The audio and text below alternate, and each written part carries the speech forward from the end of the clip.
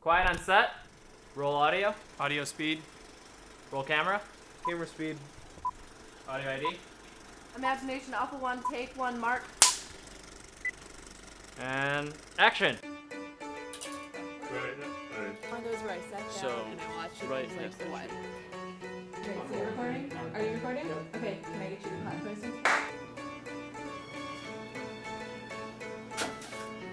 This is my first imagination film, and I think that making this documentary has been a learning process for me because even though it's not how I imagined it to be a year ago when I started making it, I still think that it's something that reflects why I want to pursue filmmaking. I think that it's important to show people that filmmakers do this because they love to do it. And I really like how I get to go out there and meet a bunch of great people. I've met anything and everything that ranged from comedic robbers, time machines, murderers, and talking squirrels. So here are the stories behind these films.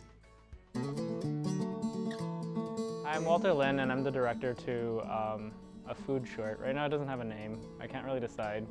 I can tell you that it's essentially food porn. The thing about cooking is it's not just the food and where it comes from, because that's usually what people think about, but like a big part of it is like the technique. I'm featuring like alternative techniques. And I just kind of want to like highlight food and appreciate food, because food is awesome.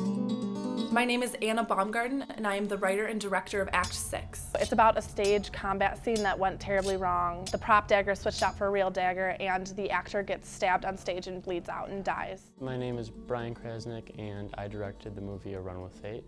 The story is about an overstressed college student who goes on a run, and along the run he encounters a mischievous squirrel and a love interest, and the trio becomes interwoven.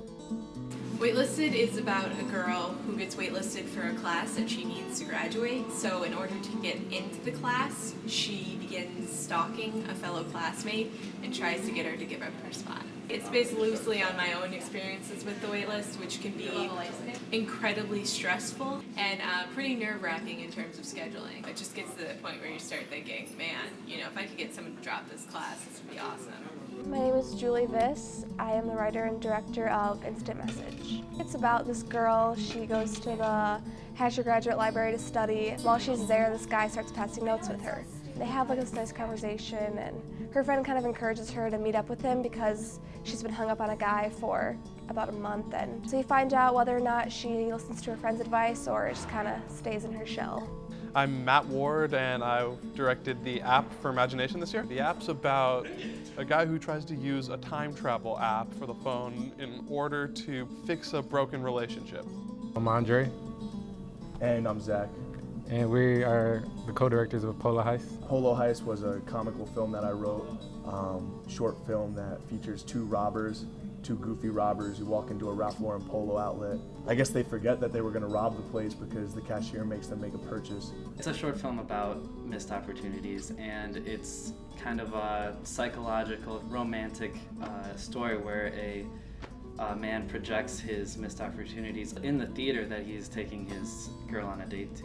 My name's Kevin, and I was the director of Posh this year, as well as the co-president of Imagination. Posh is a short documentary, about 4 to 5 minutes, that I made earlier this year, and it kind of helped celebrate the 10th anniversary of the store, and it was also closing that year, so it was just a way to commemorate all the work that the owner went into and just to show off the clothes. It was something cool to do because I've never done a documentary, and I also don't know anything about fashion, so it was fun. It's been a great experience, especially since didn't really know what I was coming into, don't know how to do the sound and the lights and the camera basically. So to have a crew willing and able to help me with that has been really great. Casting went really well, and then we shot it in one day. Exploring all the different places that you wouldn't normally get to see. Everything was on time, we got done early. It was kind of our first big project, and so I would say just the fact of getting it done. My cameraman David Amol was a lot of fun to work with, and he knew his stuff, which helped because I didn't know as much about the camera. Like they're all really talented. They all know what they're doing, and a lot of times I have to depend on them. If it weren't for them, I guess the shoot wouldn't be as successful. The best part is, well, for me, I really enjoy the writing aspect of it, so it's really fun to write something like this idea you have and then see people come together to make it, appear on screen. And it's really cool to see like actors, reading your stuff and see the directors and the camera people try to make what you envisioned come to life. I keep having like nightmares about the shots that I didn't get. I premiered at this like fancy restaurant where the owner was having the celebration of Posh, and she's like, oh, at the end we're gonna show your video. I'm like, okay, great. But the issue was the restaurant didn't have any speakers. So the whole time I thought I was gonna be at this nice dinner, I was running around this restaurant trying to figure out how to do audio for this documentary. And it was kind of a nightmare, but what I ended up doing was like plugging the laptop directly into the projector in the room, like on the ceiling. I didn't realize how hard it would be to get in the tree. There's a couple scenes where you actually see the squirrel in the tree, and that's me where I jumped from my car to the tree and somehow managed to climb up, embarrassing myself the whole time, but everyone seemed to enjoy watching me do it, so I guess that was worth it. The biggest issues was the first night of shooting, we went to the grad library and kind of forgot there were actually people there studying, so we got kicked out about an hour and a half into the shoot, which was only about halfway through. What was stressful about this shoot? Time, mostly. I wish I could have had 3 days in the theater, but we only had 1. It was definitely hard getting things going in this film, especially because our crew was so small and we did a lot of on-location shooting, so that did slow things down a bit.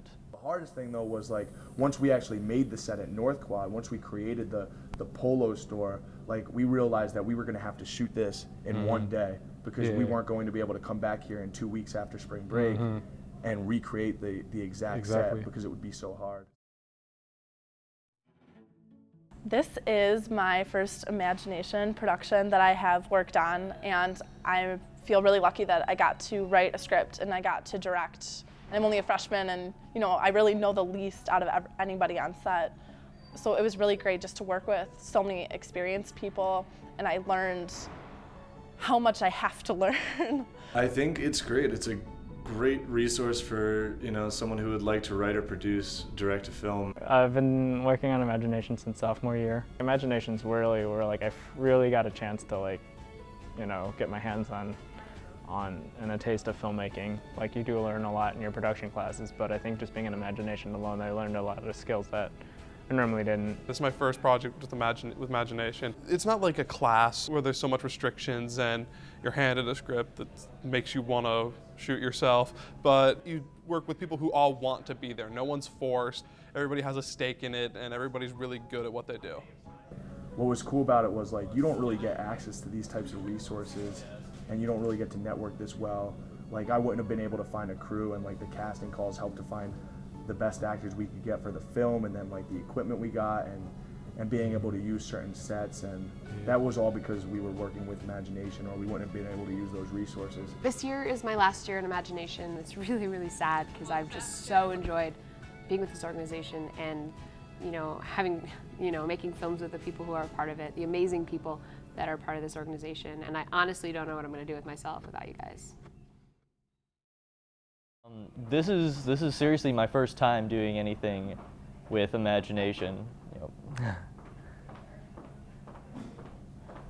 And it's over. We form friendships with a lot of.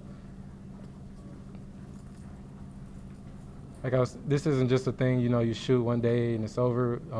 We formed a lot of friendships with the. It's okay, just go. But I also I like weapons and sharp things. And violence. Hi, my name is Kevin. It's okay. We got low bats on sound. Little bats.